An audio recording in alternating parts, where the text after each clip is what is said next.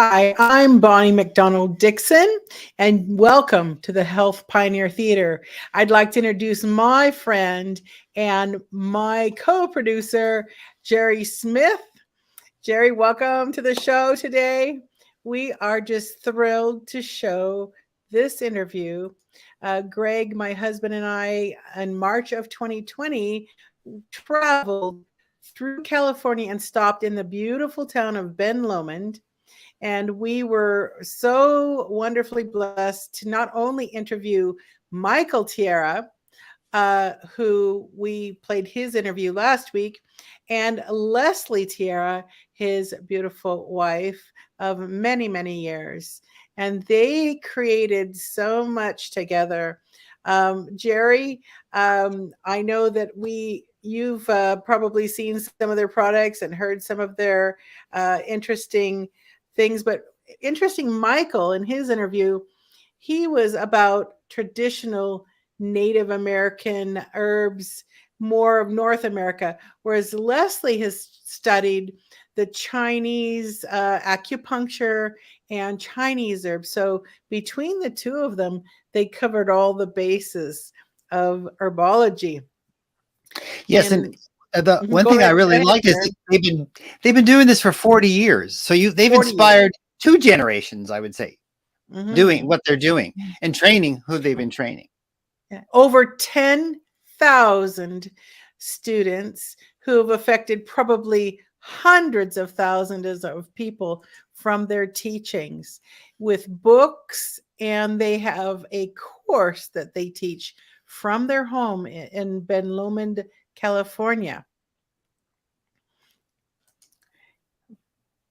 And so what we'd love to do is share this video, and afterwards we can share a few more tidbits about Lesley Tierra today.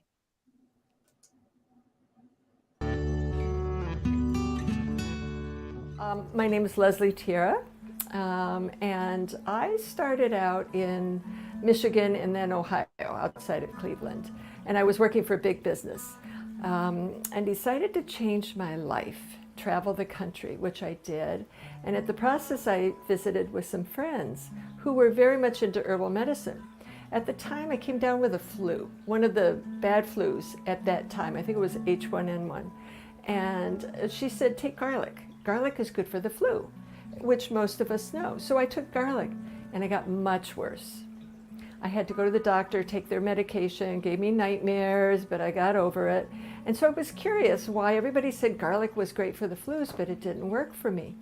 So through my travels, I ended up in Santa Cruz here, where I met Michael.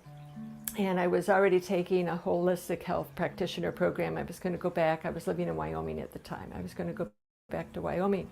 And I took an herbal class with Michael and learned that herbs have particular energies. Some herbs are cooling, some herbs are warming. Some herbs strengthen the body, some herbs eliminate substances from the body. Some herbs build, others clear dampness, some are drying, some are moistening. Herbs have all sorts of energies. So garlic has a heating energy, and the flu I had was heating. So in other words, I was sweating, I was throwing clothes off, I had a high fever, I had a sore throat, I was hot. And I needed an herb that was cooling that would have worked for me at that time. Maybe lemon balm would have been a choice. Yarrow, herbs that are cooling that causes sweat. So I learned from that class about the heating and cooling energy of herbs. And that's how I teach and how I use herbs clinically. Why I dived into Chinese traditional medicine as well, because it teaches a foundation of the energetic of herbs. I did go back to Wyoming to visit a couple times, so we went to teach, but I never went back to live. Instead, here I am. And I met Michael by helping him type up our herbal correspondence course, which is now a distance learning course with over 10,000 students around the world.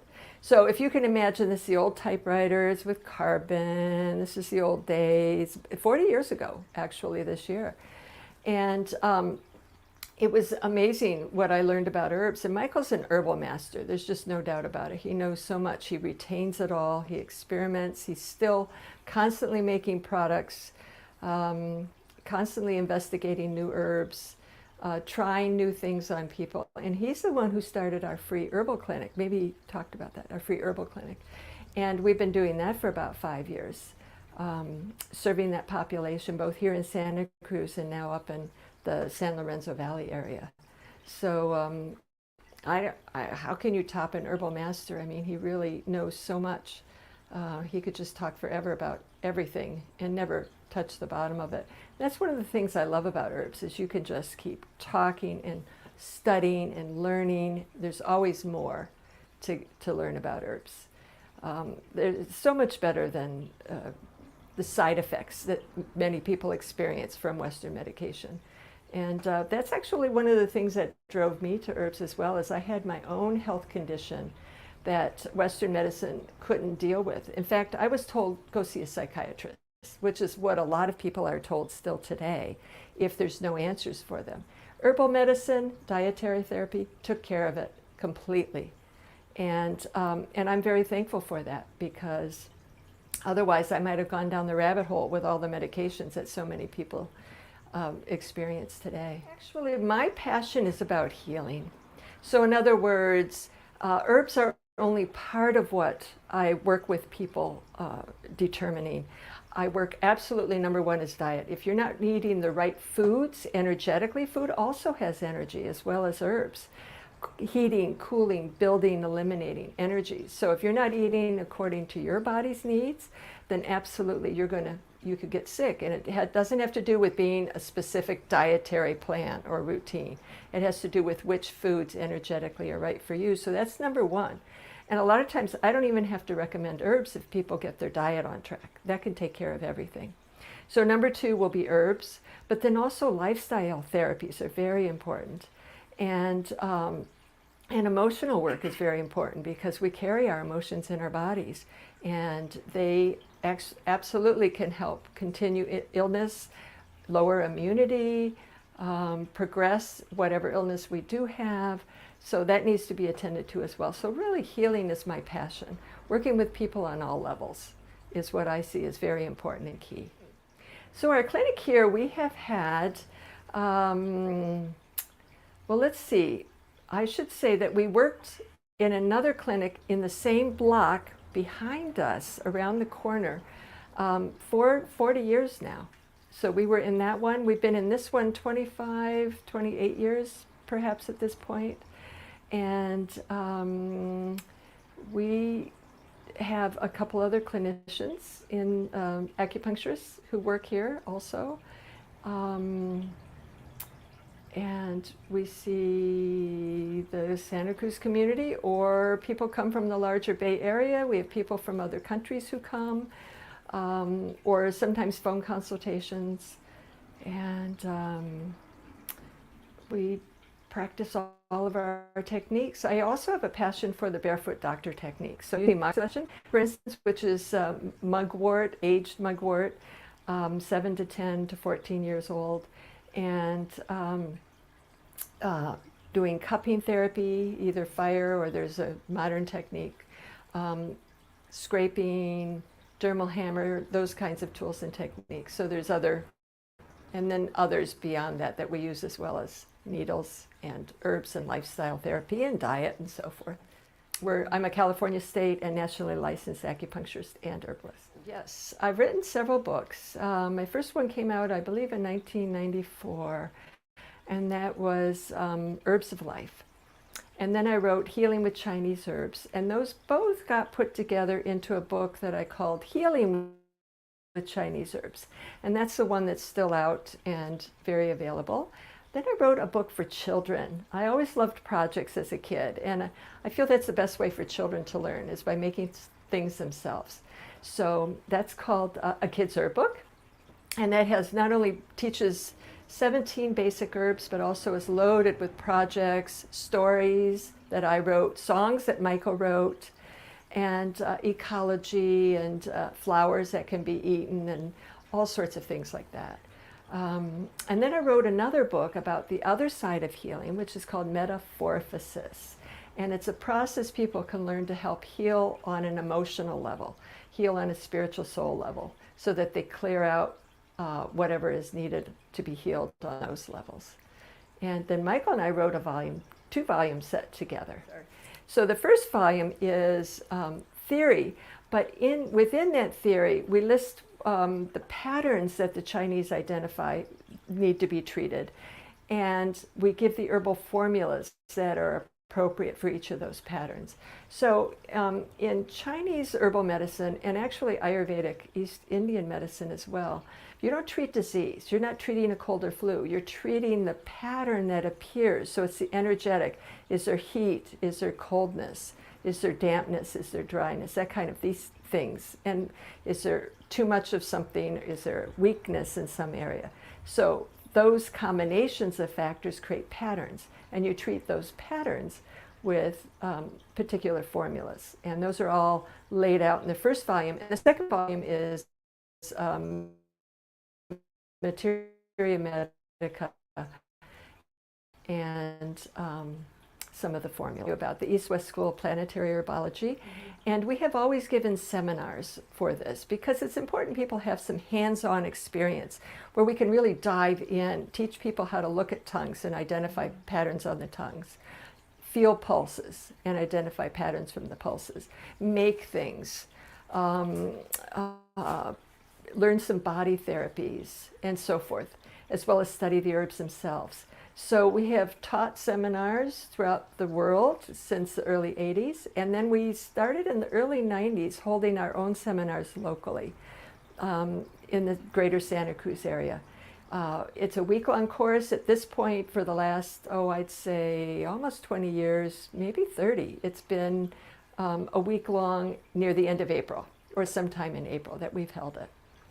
And we've had people from all over the world come to these seminars, which can be really fun to learn about different cultures. And as a result, we have gone and taught some of those places too. We used to have a European branch that was in the UK, and we'd go to England every year for 10 years and teach there.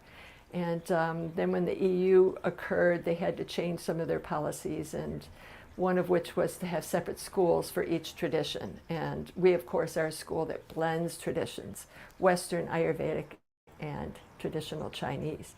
So that's a different story.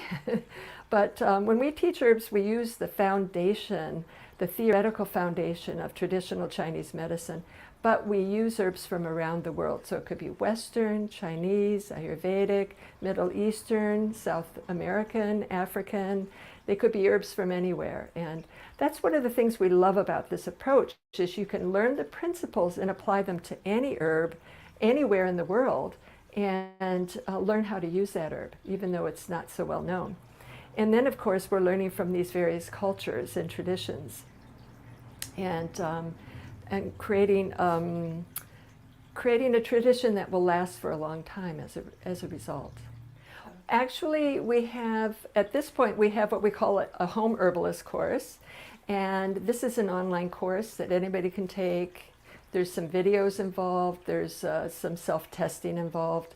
Then we have what we call it our professional course, but it can be taken on any level someone wants. You can just use it for home use, you can use it for community applications, but if you want to go and become a practitioner yourself, then we have a little bit more arduous requirements for that. There's a few other adjunct courses that one must take. You have to attend all the seminars. There's guided case studies that occur on site and remotely, and then there's some mentoring that occurs as well. And many of our students are now industry leaders and have their own courses or their own books out, their own businesses, and are teaching their own students. And then many of our students are professionals in the field in other ways. So it's very exciting to see the growth that occurs. And some of them in areas where there's certain types of acupuncture that don't really teach herbs, so they actually can work with those acupuncture schools as herbalists. And we're really proud of them too, or work with doctors as well. Which is my passion, and that's the energy of herbs. So I encourage anybody learning herbs to really study the energy of herbs. You can gain it on a foundation level. You don't have to go in deep. You don't have to learn Chinese medicine, Ayurvedic medicine. You don't need to have any of those. But just learn the basic energetic of herbs, and the energetics of disease, of a person's illness, so you can apply them appropriately. It's much more efficient and much more effective by doing that, and you won't make someone sicker. Like I got sicker with garlic, and you'll get much better results also. So that would be my number one suggestion. Right now.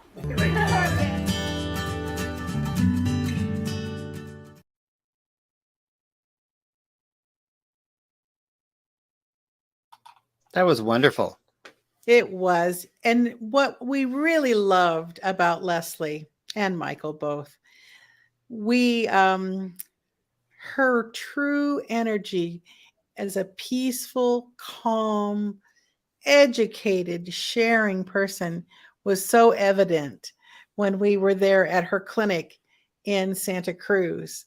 And what I love about her is her sharing of her own knowledge with the books. And by doing so, again, she's affected so many people, 10,000 people who, again, the ripple effect has made a difference so that many, many people can get the help that they are looking for using herbs, Chinese, American, and also, as I really was re-listening here, she also takes it to that next level of food and lifestyle, which a lot of people nowadays want just a pill to fix everything. And she's not encouraging that. She's saying lifestyle is part of the whole healing process. Absolutely. And that's what makes this sometimes coined holistic medicine, because it takes into account the whole person. You notice you mentioned the emotional component. I mean, Yes. your emotions, stress, for example, anxiety, can really adversely affect your body functions. You know, like Yes. hyperventilation is a good example. So yeah, and this is in these well, what some people sarcastically call traditions. That means you've been practicing for 2,000 years, so that you know what you're doing. But in these traditions, they take that into account. And whereas, like what she said, well, you need to go to a psychiatrist. I mean, how insulting is that? That happens a lot in Western medicine, because if the square peg doesn't fit into the round hole, they just, because of their limitation on their knowledge or their or they've tried this or that for a known problem, then they just move on. They got the next kind of even attitude. within her own, people saying use garlic, and her Right. curiosity of why was that not right for her. And that was a huge lesson for all of us of to know. My mother was a nurse, and she said, before you put anything in your mouth, know what you're doing. And that helped me in my life, so that, I mean, it sounds, it's an odd tangent, but I was, when I grew up, there were a lot of drugs being offered by other children, I say, in high school. And I always knew, well, why would I put that in my mouth? I don't know what that is or what that does. So even with herbs, as Lesley shared, is we want to know why we're taking it and what's the best thing for our bodies. That was a huge lesson right there she shared. I think you brought up a really interesting perspective on this as we learned more details from Michael in the interview.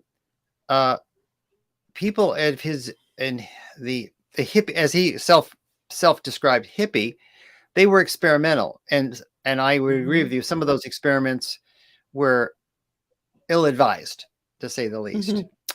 Especially hallucinogenics and so forth, and they don't know what the cost of that is to their health, but they were willing to experiment, and that's how he got interested in herbs. They were on a common, people were getting sick, and I guess I was a self-proclaimed healer, and he delved into it. But my point being is that allowed them to be more open-minded about different approaches. The thing is, if the Western medicine model was perfect, then nobody would be looking for any alternatives. I mean, it's simple as that. I mean, because if you're raised with that, why go elsewhere? Well, obviously it doesn't always work. It works many times. In fact, our guest next week, Dr. Joseph Pizzorno, goes into great detail on that interview about, hey, it's not alternative medicine. He's a naturopathic professor and administrator. It's not alternative. It's what do the best thing for the best reason. Like for emergency medicine, you're not going to put a herb on it, and in critical infections, you're going to do some intervention. But for general health, which is mostly what doctors deal with, it's not a good model because they only treat the symptoms. So that's, we can get an idea from on these traditions of health balancing that even though it may sound, the vocabulary is a little strange to Westerners, I have to admit, when you get exposed to it, but it works.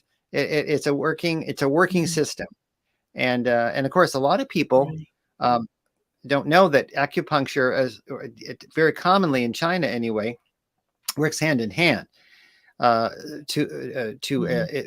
In their system is a balancing system rather than interventional. Stop all, adrenaline, the enemy. So no adrenaline, so you would never get out of bed if you didn't have a little of yes, that. I'll never forget this. I was on an airplane and I was sitting next to a young woman who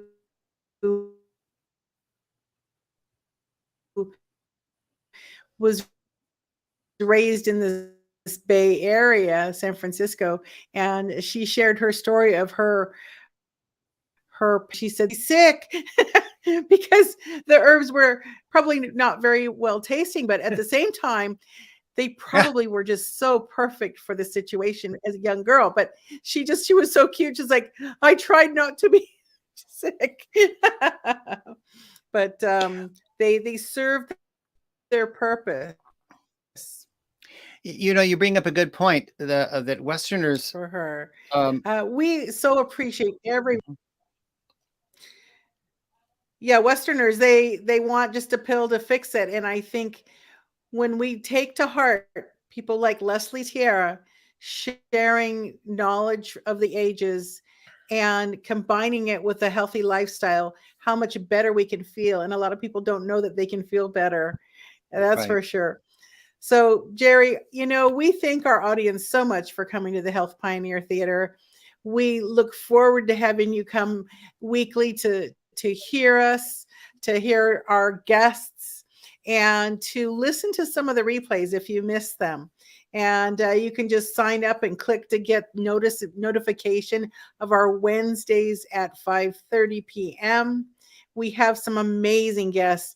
And Jerry, share again one more time who's coming. We're going to have on Dr. Joseph Pizzorno. Dr. Joseph Pizzorno. You know what? You may not know him by name, but you know him by the work he's achieved. So I'll give you a name, drop a name that you might know. He has worked closely with Dr. Michael Murray, author of many naturopathic books. In fact, they've co-written the 3rd edition so far of the Encyclopedia of Natural Medicine. So if you've heard of Bastyr University, it didn't exist until Dr. Pizzorno entered the picture.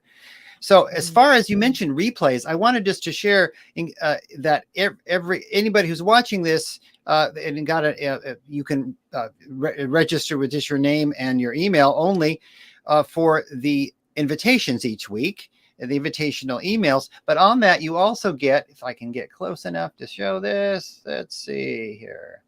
You'll also get, well, I can't because it's too glary. But besides click to watch live on you can also see that you can view the Health Pioneers on YouTube. We have a YouTube channel. You can see the repeats of all of these Health Pioneer weekly shows and the collection of videos we've done, including the long form interview of Dr. Joseph Pizzorno. And by the way, if you're accustomed to the bit.ly shortcuts, the bit.ly/Pioneer playlist is a shortcut to get you there. Well, we thank you again for coming today, and we look forward to sharing more Health Pioneers on the Health Pioneer Theater. And this is powered by the naturalhealthmovement.org. Thank you so much. We'll see you next week.